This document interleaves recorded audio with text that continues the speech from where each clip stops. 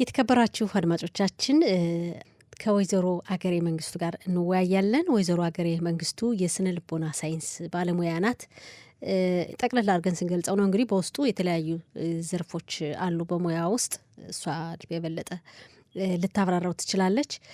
ወይዘሮ አገሬ ስልክ መስመራችን ላይ ናት። ወደ እሷ እናልፋለን። አገሬ ጤና ይስጥልን፣ እንደምን ዋልሽ? ጤና ይስጥልኝ ወርቅነሽ፣ እንዴት ዋልሽ? ደህና ነኝ፣ አመሰግናለሁ። አገሬ እንግዲህ ቃለ መጠይቅ ለማድረግ ፈቃደኛ ስለሆንሽ በጣም አመሰግናለሁ። በጣም አመሰግናለሁ እኔም ወርቅነሽ። አገሬ በእኛም ሬዲዮ አድማጮች ያውቁሻል። የተለያየ ቦታም እየተገኘሽ የተለያየ ገለጻ ትምህርት ትሰጫለሽ ለህዝቡና አገሬ መንግስቱ አዎ ትታወቃለች። ግን ምንም እንኳን አገሬን አድማጮች ቢያውቁሽም ግን እስኪ አገሬ ማናት ከሚለውን ጀምር፣ ራስሽን እስኪ በደንብ አስተዋውቂ። እንግዲህ ከልጅነትሽ ጀምሮ ያለውን ነገር ባጭሩ። አገሬ እንግዲህ ከልጅነት ጀምሮ የተወለድኩት ወደ ጉራባ የምትባል ሀገር ናት። ወደ ሰቀልት አካባቢ፣ ኢትዮጵያ ሰቀልት ጉራባ። ኢትዮጵያ ሰቀልት ጉራባ። ከዛ ነው የተወለድኩት።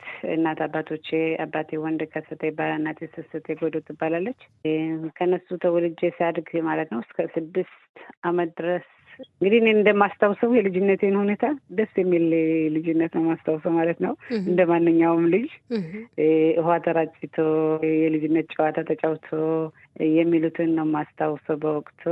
ከዛም በኋላ ግን ያው እንግዲህ ሱዳን ሀገር የሱዳን መንገድ ሲጀምር ብዙዎቻችን መቼም ብዙ ነገሮችን አይተናል፣ ብዙ ነገሮችን አሳልፈናል። ወደ ኋላም የቀረን ወደፊት የመጣንም ከዛ ጀምሮ እንግዲህ ለውጥ አለኝ ማለት ነው። ከዛን ጀምሬ ነው እኔ ለውጤን የማስታውሰው። እንግዲህ በ6 ዓመትሽ ነው ጉዞ የተጀመረ ወደ ሱዳን ማለት ነው? አዎ። ታስታውሻለሽ መንገዱን? 6 ዓመት እኮ ልጅ ነሽ።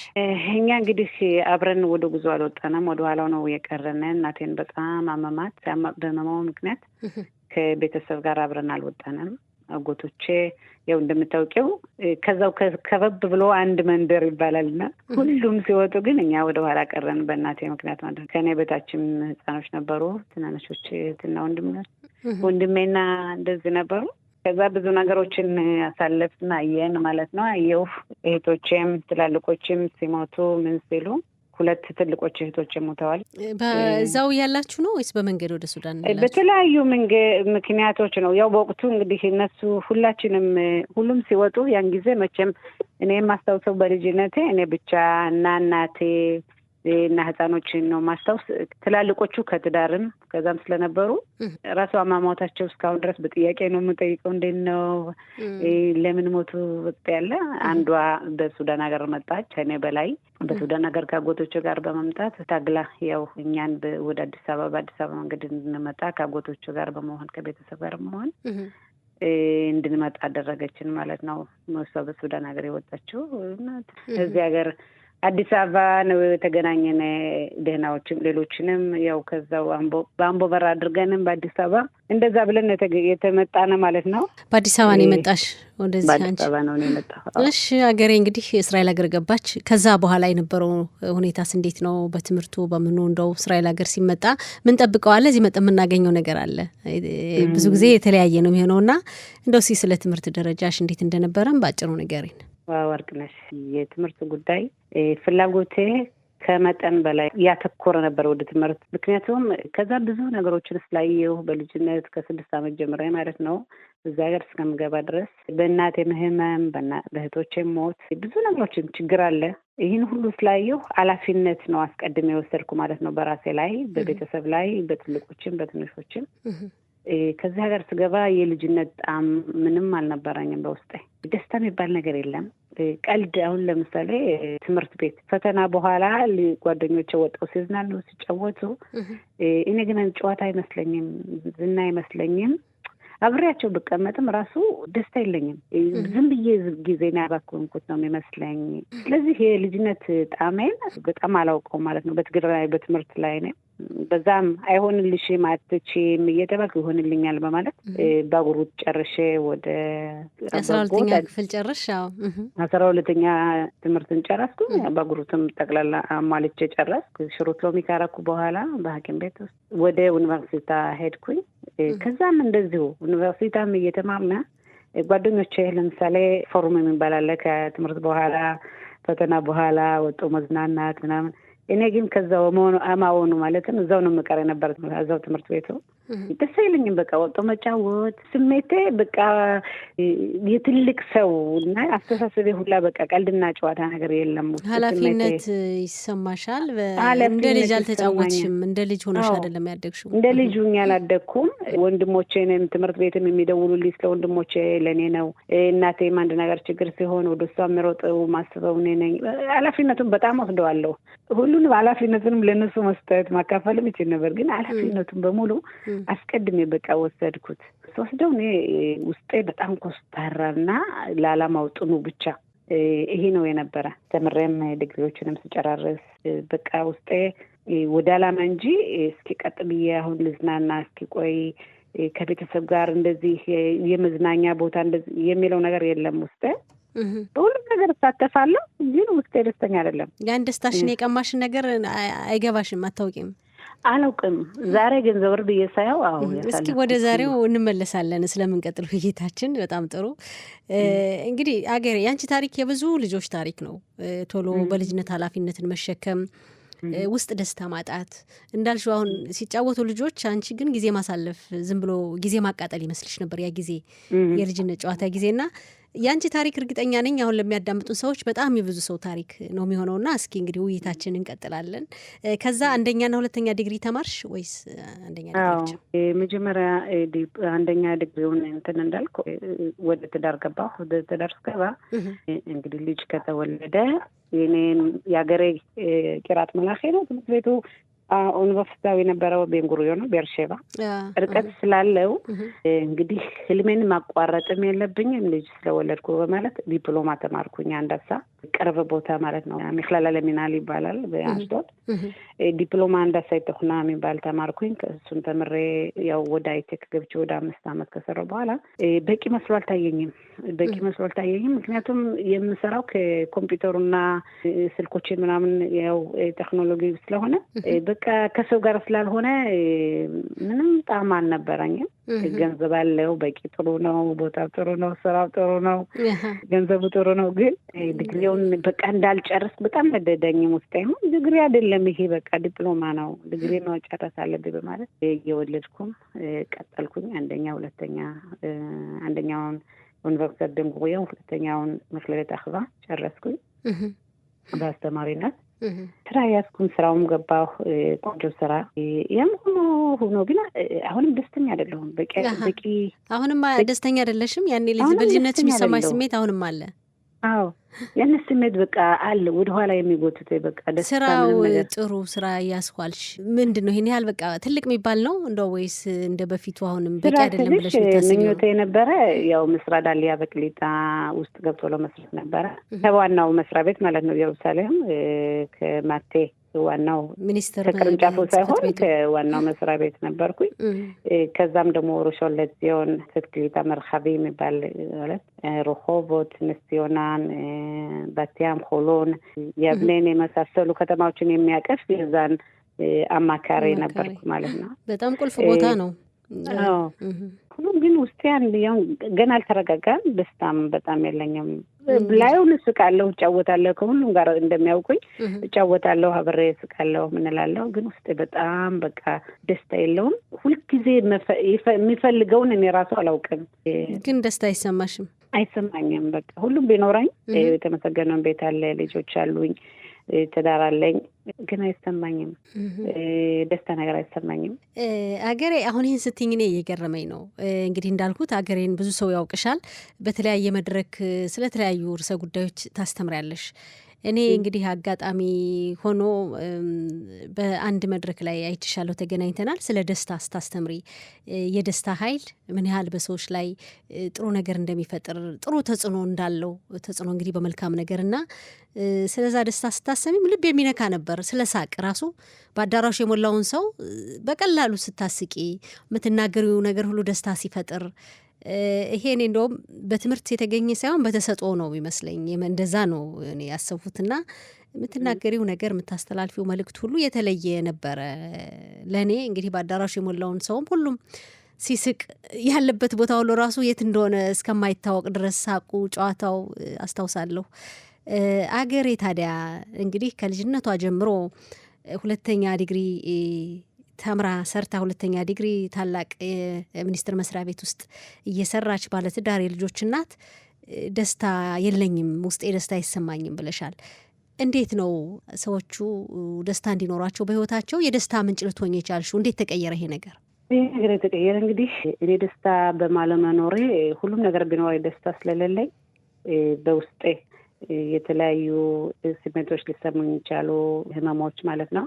አንደኛ ጨጓራ በሽታ በጣም ተከሰተብኝ። በጣም ብዙ ምግቦችን እና አትክልቶችም ሆነ እንዳልበላ ተከለከልኩና እንደገናም ደግሞ በቃ ልቤንም በልብም ጀመረ ማለት ነው። ልቤንም እንደዚሁ አንዴ ሁለቴ ሲሞክረኝ ሳልፈው ምን ስለው በቃ መጨረሻ ላይም ደግሞ ኔትዋህ ኦፕሬሽን ሆንኩኝ ማለት ነው ልቤን። ይህም ሆኖ ግን ጨጓራዬም ደግሞ በጣም እየራሰኝ ሲመጣ ምን ይሆን ለምንድን ነው ይህን ያክል ሁሉ እያደረግኩ እንግዲህ የኔ ህይወት ምንድን ነው? ሁሉ አለኝ፣ ለምንድን ነው ሲሆን በሽታ ሁሉ ቀረብረብ ያለኝ? ምንድን ነው ችግሩ ብዬ ባስተዋልኩ ጊዜ ወይም ደግሞ የሆነ አጋጣሚ ሄጄ ስለሳቅ ከሰማሁ በኋላ ይህ ሳቅ ውስጥ መራቁን ደስታ መራቁንና ቆም ብዬ ተመስገን ያለኝን አለመመልከቴ ለወደፊቱ ብቻ እንደፈረስም ብዬ ወደፊት ሊጨምር የሚለው እንጂ የደረስኩበትን አላማ ቀጥ ብዬ ተመስገን ብዬ አስተውዬ ደስታ ለማስገባት ይህን በሽታ ማስከሰቱን ተረዳሁ። ይህንን ከተረዳሁ በኋላ እንዴት አድርግ በሳቅ ራሴን መቋቋም እንደምችል ይህ ሳቅ ምን ጥቅም እንዳለው ጠለቅ ብዬ ካወቅኩ በኋላ ከተማርኩ በኋላ እንግዲህ በባህላችን እንደምታውቂው ወርቅነሽ ሳቅ ቁም ነገር የለውም።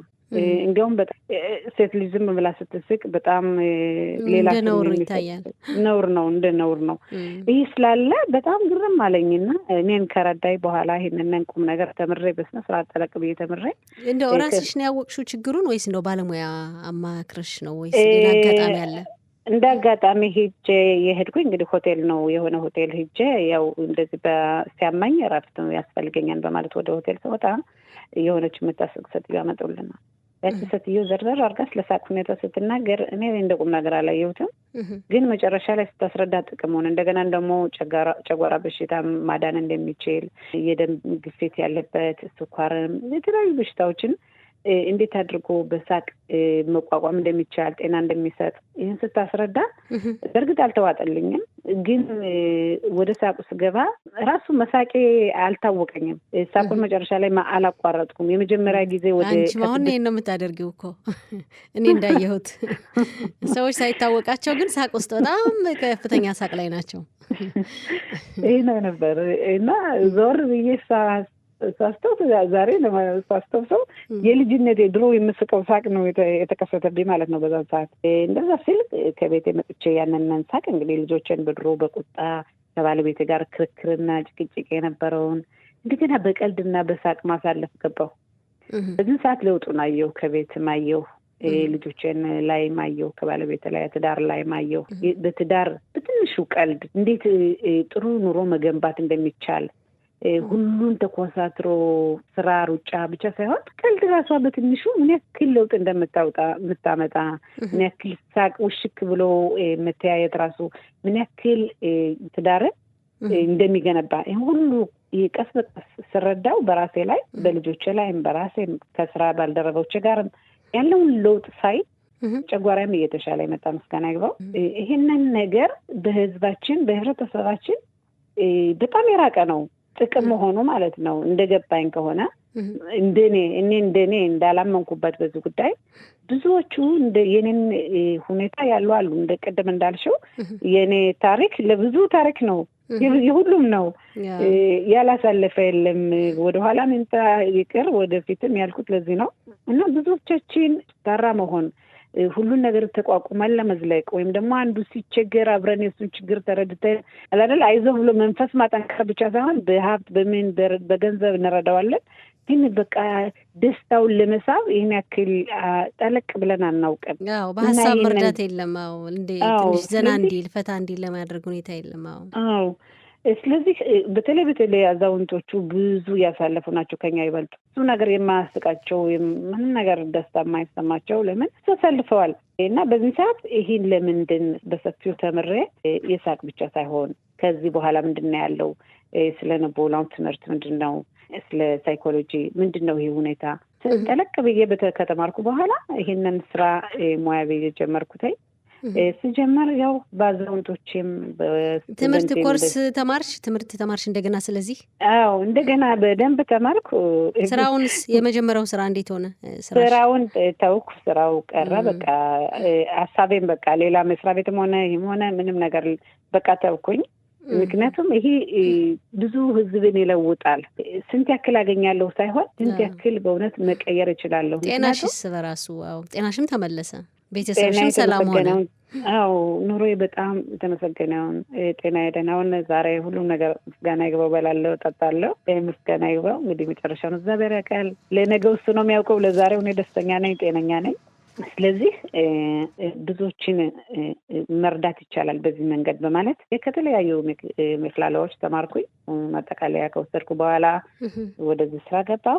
በአዛውንቶችም ሆነ በወጣቶችም ሆነ በሴቶችም በተለይ ሴቶቹ ልጅ አሳዳጊ የሆኑ ትዳር መስረተው የሚኖሩ ወይም ደግሞ ሊመሰረቱ የፈለጉ መጀመሪያ ራሳቸውን መቀየር እንዳለባቸው፣ መጀመሪያ ደስታ ካልተሰማ ምንም ቢሆን የፈለገ ሀብት ቢኖረን ደስታ ከሌለን ምንም ፋይዳ የለውም፣ ምንም ጥቅም አይመስለኝም።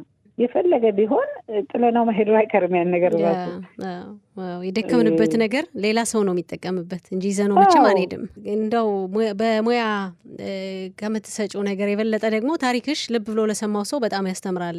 ምክንያቱም እንዳልነው የብዙ ሰዎች ታሪክ ሊሆን ስለሚችል ይሄ ታሪክ ሁሉን ነገር ትተሽ ወደዚህ ገባሽ። ያው በአጋጣሚ ህይወትን እንደሚለውጥ አየሽ። ደስተኛ መሆን፣ ሳቅ፣ ትንሽ ቀልድ ራሱ እንዳልሽው ቀንሽን ደስተኛ ሆነሽ እንድትውይ ያደርግሻልና ጥሩ መልእክት ነው ያስተላለፍሽው። ሁሉን ነገር ትተሽ ወደዚህ ገባሽ፣ በዚህ መስራት ጀመርሽ። እንደው አሁን ለአብዛኞች ሳቅ ለራቃቸው ሁሉ ነገር እያላቸው ደስታ በህይወታቸው ለሌለው ደስታ ያጡበት ምክንያት እንኳን ምን እንደሆነ በግልጽ አይታወቅም። በአብዛኛው ምንድን ነው የምትመክሪው ምክር? እንግዲህ ደስታ የሚያርቀን ብዙ ነገር አለ። ከደስታ የሚያርቅ ለምሳሌ አብዛኛውን እንበል አዲስ ገቢ ግማሽ ህዝብ ወገኖቻቸው እዛ የቀሩ ወይኔ ወገኔ ከዛ ቀርቶ እንዴት እንጫወታለሁ፣ እንዴት ስቃለሁ፣ እንዴት ደስተኛ ሆናለሁ። በሱዳን ሀገር የቀሩ ብዙዎች እንደዚህ አይነት ደርሶብን በዚህን ሰዓት ይሄ ደርሶ እንዴት ስቃለሁ። በአሁኑ ሰዓት ኦክቶበር 7 የደረሰው ችግር ይህ ሁሉ ደርሶ እንዴት ይሳቃል፣ እንዴት ይደሰታል። ህመም አለ፣ ችግር አለ፣ ከቤተሰብ ሰው ይሞታል፣ ህመም፣ ብዙ ነገሮች አሉ። ብዙ ደስታን የሚያርቅ መስመር አለ። ሆኖም ግን እኛ የምናደርገውን የምንችለውን ነገር እናደርጋለን። ከምንችለው በላይ ከሆነ ግና ራሳችን መጉዳት እንጂ ምንም ለዛ ሰው ጥቅም አንሰጥም። ቀጥ ብለን አስበን ራሳችን ለዛ ሰው የምንጠቅመው እኛ ጠንካራ ስንሆን ነው፣ ደስተኛ ስንሆን ባለን። አብዛኛውን ራሳችን ከሌላ ጋር ስናወዳድር ምንም ደስታ አይሰማንም። ምክንያቱም ለምን የገሌ ልጅ ተድሮ የኔ አልተዳረም፣ ለምን የገሌ ባለቤት እንደዚህ የኔ እንደዚህ፣ የኔ ሀብት እንደዚህ፣ የነሱ ሀብት እንደዚህ የሚባል ነገር ውስጣችን ካለ ምንም ጭራሽ ደስታ አይሰማም ለሰው ልጅ። ምክንያቱም ያለውን አያይም፣ የሰውን ስለሚያይ። ስለዚህ የሰጠኝን ድርሻ አመስግኘ ባለው በሳማክታ በኸልኬካ የሚሉት ያለ በዕብራይስጥ በተሰጠህ ተደሰት፣ በተሰጠህ ገበር ተሰጠህ ተደሰት። ሲኖረኝ ብቻ ሳይሆን ሲጎለኝም ነገ እንደምነሳ ማወቅ አለብኝ። ከተወደኩት ቦታ አለመቅረቴን ዛሬ ባለሁበት እንዴት ብዬ መነሳት እችላለሁ? ከወደኩበትም ራሱ ቦታ ይህንን መረዳት እንጂ ወይ ገሌ ስለጣለኝ ነው፣ ገሌ እንቅፋት ስለሆነኝ ነው፣ በገሌ ምክንያት ነው ካልኩኝ ደስታም የለኝም ጭራሽ። በጣም ትልቅ ነገር ነው። እንግዲህ መቼም ውይይታችን የሚሰሙ ሰዎች እንደው ባገኘናት እንዴት ነው የምናገኛት አገሬን ሊሉ ስለሚችሉ አገሬ እንዴት ነው አንቺን ማግኘት የሚቻለው? በስልክ ቁጥር መደወል ይቻላል። እንደገናም ደግሞ አታር ኢንተርኔት ማለት የኢንተርኔት አድራሻ አለኝ።